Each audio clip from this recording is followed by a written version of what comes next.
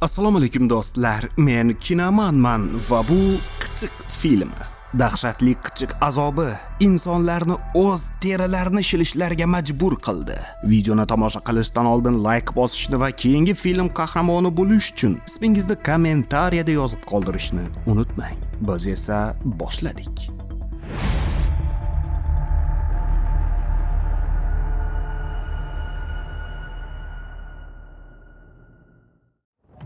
Xurshid yolg'izlikda dahshatli qichimadan azob chekib o'tirar edi. Biroq qichimaslikka qattiq harakat qilardi. Bu shunchalik dahshatli ediki, u qo'liga to'pponcha olib o'zini yo'q qilmoqchi bo'ladi, biroq fikridan qaytib, qichimani unutish uchun tirnoqlarini sug'urishga tushadi. Barchasi tongda boshlangan edi. Xurshid otasi Adizning chaqirig'idan uyg'onadi. U qizi Mohirani olib kelgandi. Adiz ayoli kasallanganligini aytgach, Xurshid do'konga o'zi qarab turishini aytadi. Ishga tayyorlanayotgan Xurshid qichishni boshlaydi.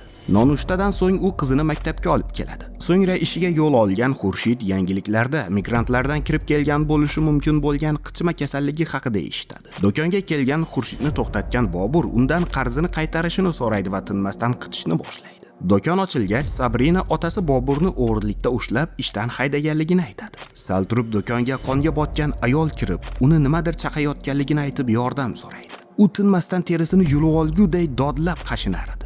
Xurshid uni to'xtatishga urinarkan ayol qon qusishni boshlaydi. Sabrina politsiya chaqirgach, Xurshid u ayol qichimadan aziyat chekkanligini aytadi. Detektiv esa ayol bunday simptom bilan o'lim topgan ilk odam emasligini aytadi. Xurshid tashqariga chiqarkan kimni ko'rsa qatinidir qashib turganligiga guvoh bo'ladi. U qizini maktabdan olib qaytarkan radio orqali shahar shifoxonalari qichiqdan o'z terilarini shilgan odamlar bilan to'lib toshganligini e'lon qilishadi. Do'konga kelisharkan qo'shnilar vaqtidan oldin ketganliklarini ko'rishadi. Do'kon endi yopilay deganida qurollangan to'da bostirib kirib pul talab qilishadi.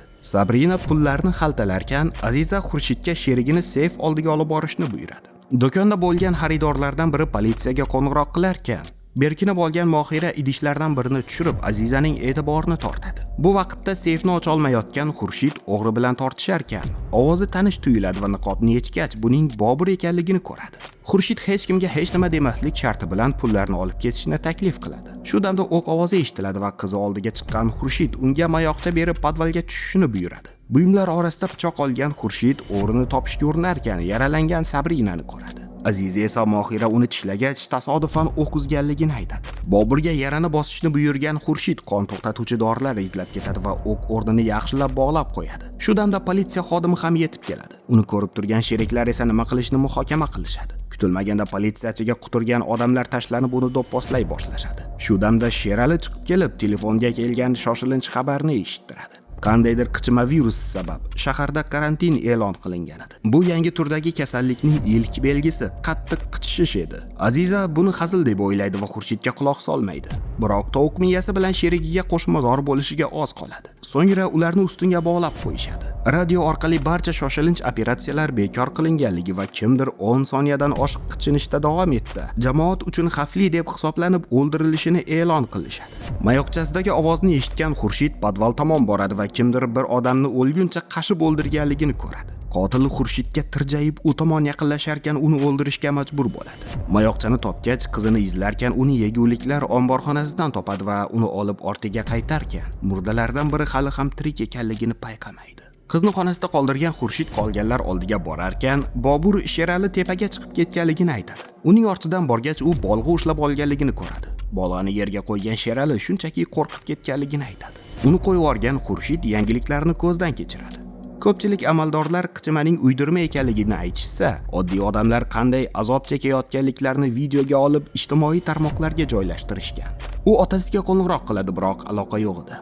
Barcha yig'ilgach, Bobur holat xavfli ekanligini va birgalikda harakat qilishlari kerakligini aytadi. Bunga rozi bo'lgan Xurshid ularni ozod qiladi. So'ngra Sabrinaning oldiga keladi, u esa jon chiqar holatda edi. Kutilmaganda o'q ovozi eshitiladi va tashqariga qarashgach, politsiya barcha zararlanganlarni o'ldirayotganligini ko'rishadi. Xurshid dam olishni taklif qiladi va navbat bilan Sabrinaga qarab turishga kelishib olishadi. Tunda Sabrinani tekshirgani kelgan Xurshid qandaydir shovqinlarni eshitadi va kuzatuv kamerasiga qaragach, politsiya xodimi tirilganligini ko'radi. Bu vaqtda Aziza qo'liga bolg'a olgan Boburni to'xtatib qoladi. Barcha yetib kelib o'liklarning tirilganliklarini ko'rishgach, podvaldagi murdalar ham tirilgan degan to'xtamga kelishadi. Sherali Mohiraga qarab turadigan bo'ldi. Xurshid va Boburlar podvalni ko'zdan kechirgani jo'nashadi. U yerda esa bittagina jasadni topishadi.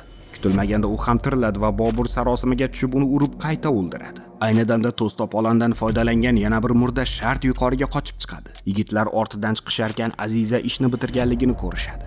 So'ngra ularni bochkaga joylab, ustidan kislota quyishadi. Ayni damda Sherali barchani chaqiradi, sababi Sabrina bandalikni bajo keltirgan edi. Bechorani o'zlaricha dafn qilisharkan Aziza qilgan ishidan pushaymonligini aytadi. Sherali Sabrinani olib ketmoqchi bo'lganida u tirilib qo'lini tirnab oladi. U esa kassa apparatni olib boshini majag'lab tashlaydi. Uni ham qolgan murdalar oldiga tashlasharkan Sherali yaralanganligini ko'rib qoladi, biroq qolganlarga buni bildirmaslikka qaror qiladi. Biroz o'tgach bu dahshatlarni biroz unutish uchun ixchamgina kechki ovqat uyushtirishadi. Bu orada yigitlar yolg'iz qolib bir-birlariga hayotlari qanday kechganligi-yu, qaysi shamol ularni bu yerga olib kelib uchrashtirganligini muhokama qilishadi. Shu damda hukumat xabari yangraydi. Unda tashqi xavfdan himoyalanish maqsadida har qanday aloqa tizimlari to'xtatilganligi ma'lum qilingandi. Mamlakatda harbiy tizim joriy qilingan. Aholi esa uydan chiqmaslikka chaqiriladi. Sherali qichinishni boshlaganida undan shubha qilishadi, biroq u o'ngacha sanab barchasi joyidaligini aytadi. Kutilmaganda shovqin eshitiladi va Bobur Xurshid bilan ketadi. Ular ketishi bilan Sherali quturganlardek qichinishni boshlaydi. Dushga kirgach, Azizaning bolasi tushib o'lik chaqaloqni ushlab turganligini ko'rishadi. Bobur uni tinchlantirgach, issig'i baland ekanligini payqaydi va Sherali uning dorilarsiz uzoq yashay olmasligini aytadi. Qo'shni ko'chada dorixona bor edi, biroq u yerga borish xavfli.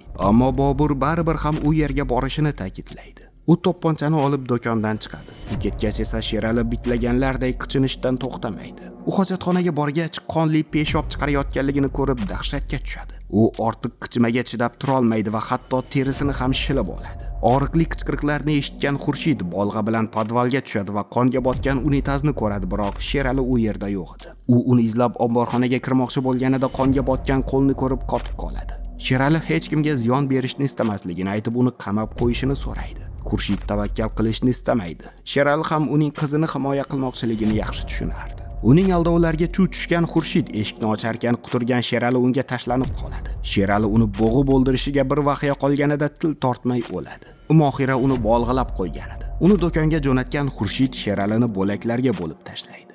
So'ngra ustidagi qonni yuvarkan tirnalganligini ko'radi. Shu damda shovqinni eshitib yuqoriga chiqadi va Bobur dorilar bilan qaytganligini ko'radi. U biroz ikkilanib Boburni ayni vaqtida ichkariga kirgizishga ulguradi. Biroq eshikni ochishdan oldin yaralanmaganligini ko'rsatishini so'raydi.